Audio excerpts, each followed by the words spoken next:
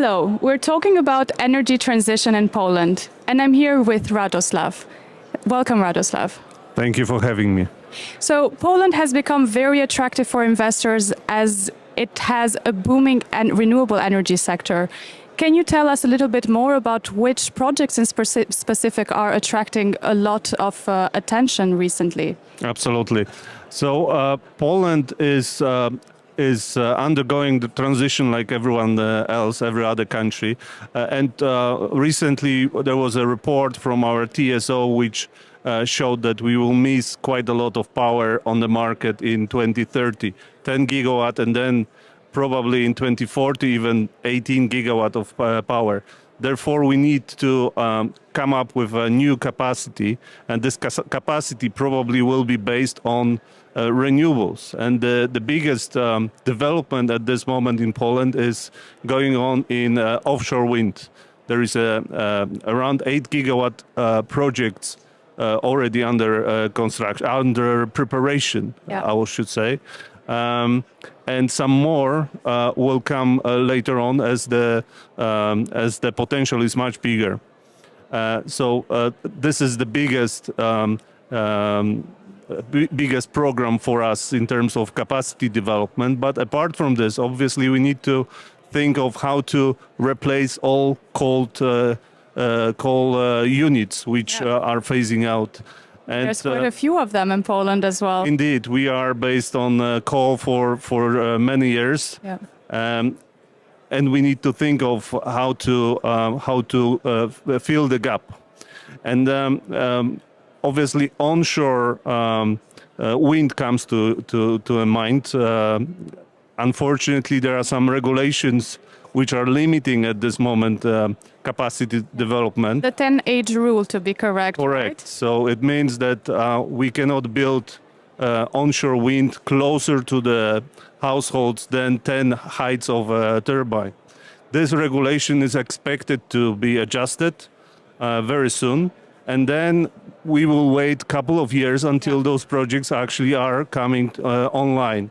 So in the meantime, there will be a lot of PV development. It is happening already now, and we've been also discussing quite long nuclear development. It's been years. Indeed, major investments are needed for nuclear absolutely. energy. So let's see how it goes. But recently there was some intensified discussion about nuclear, with expectation that in 2033 probably there will be a first unit online. There is a lot of time to wait for it. So in the meantime, we need to find a way. I personally believe in some role of natural gas, as we need some stable power to balance the intermittent renewable resources. So I see a place for natural gas. But on the other side, my personal interest is in hydrogen development. Yeah, indeed. You're very passionate about that. I am. So we are also, as my company, I work for Polenergia. We are developing a number of hydrogen projects where, based on our production portfolio, we are planning to convert electricity into green hydrogen and allow decarbonization of especially hard-to-abate sectors like steel, like maybe even aviation. We are thinking about producing so-called derivatives, synthetic kerosene, for instance, from hydrogen, which is coming from our renewable electricity. Yeah. So I say, let's stay in that topic a bit more, since this is also what you're doing for your job.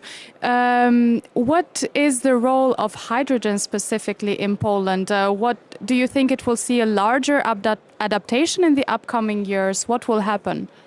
Well, I believe because we have a potential of increasing renewable capacity. With this, we also have a potential to use it for our domestic utilization of hydrogen. To produce green hydrogen. Poland is the third in Europe in terms of production and consumption of hydrogen. Unfortunately, at this moment, it is gray hydrogen. Yeah. But we hope, as Polenergia, to replace it with green hydrogen. Yeah.